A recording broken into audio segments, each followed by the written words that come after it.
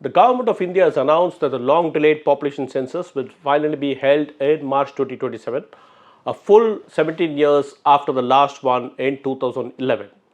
But the moment this announcement was made, Tamil Nadu Chief Minister and DMK leader M.K. Stalin fired a sharp political salvo. He reiterated that the census and the delimitation exercise that will follow could be used to reduce Tamil Nadu's representation in parliament.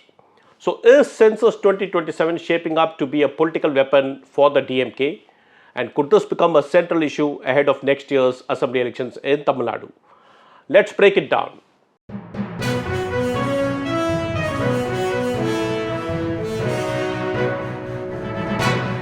Vanakkam, this is T. Suresh Kumar. Thank you for joining me in this episode of the Hindu Focus Tamil Nadu. On June 4th, the Ministry of Home Affairs announced that the 2027 census will be conducted in two phases. The reference date is set for March 1, 2027, with an earlier reference date, that is October 1, 2026, for snowbound areas like Ladakh, Jammu and Kashmir, and parts of Himachal Pradesh and Uttarakhand. This census will also be India's first digital enumeration, and the official notification for this is expected around June 16th. Originally scheduled for 2021, the process was indefinitely delayed by the COVID-19 pandemic. Now, with the exercise back on track, the political implications have come roaring back as well. So, what was Stalin's accusation? Just hours after the center's announcement, Stalin said what was now unfolding was exactly what he had warned about. Why? Because as per Articles 88 and 170 of the Constitution, delimitation of constituencies or redrawing of the parliamentary and assembly constituency boundaries must be based on population after the decadal census. The 84th Constitutional Amendment mandates the next delimitation exercise to be undertaken after the first census after 2026. And here is the twist. If the decennial census had been held on time in 2021, the delimitation would have logically followed the census 2031. But with the next count now set for 2027, it opens the door for a new delimitation process, perhaps ahead of 2029 Lok Sabha elections. We don't know yet, but still that's the apprehension.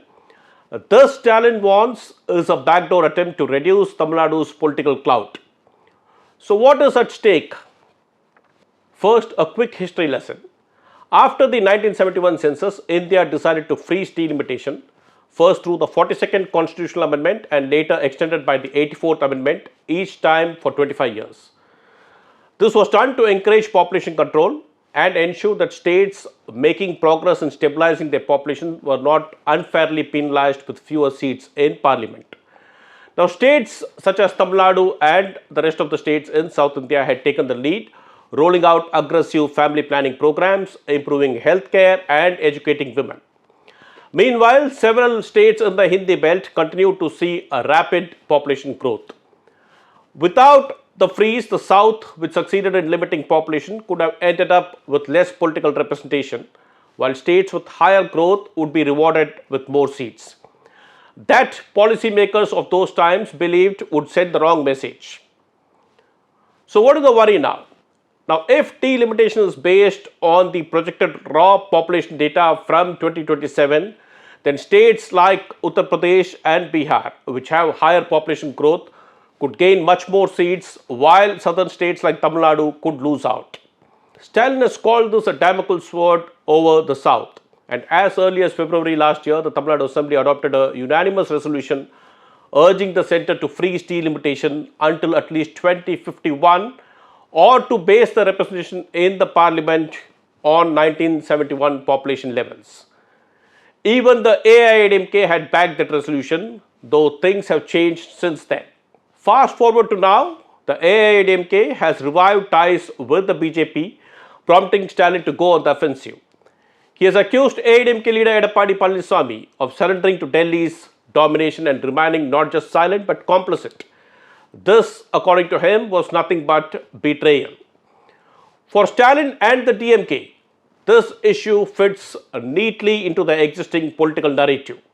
That is, number one, the centre is marginalizing Tamil Nadu. Number two, population control is being punished and not rewarded. And number three, federalism is under threat. Naturally, one can expect this to be a key campaign plank in the lead up to next year's assembly elections. But Tamil Nadu is not alone. Telangana's Chief Minister Revanth Reddy has also taken a strong stand, calling delimitation a planned attack on the south. The Telangana Assembly also passed a resolution this year opposing the move. In fact, Telangana Chief Minister Reddy warned that if delimitation is based on population, then the South's share of Lok Sabha seats could drop from 24% to 19%, a significant shift in political power toward the Hindi belt. Stalin also formed a joint action committee for fair delimitation, bringing together parties from southern states, Odisha and Punjab. And what was their demand? To freeze delimitation for another 25 years. Now, Union Home Minister Amit Shah has tried to allay these fears. He has said no southern state will lose a single seat. In fact, he claims that they will get their rightful share if new seats are added. But trust, as always in politics, is in short supply. This debate cuts to the heart of India's federal structure. Should representation in parliament and assemblies be purely population based? Or should it account for development, governance, and responsible policy making? The TMK sees this as a battle for fairness and autonomy. The BJP calls it a constitutional necessity. And caught in the middle is the Indian voter, watching states jostle for representation, resources, and relevance. As the census clock ticks towards 2027, expect this issue to remain front and center in Tamil Nadu's political discourse and beyond. Will the centre open dialogue? What will the AIADMK do? And will voters buy into Stalin's framing of Census 2027 as a political conspiracy? We will be watching and updating you. On that note, this is D. Suresh Kumar signing off. I shall meet you in another video. Thank you.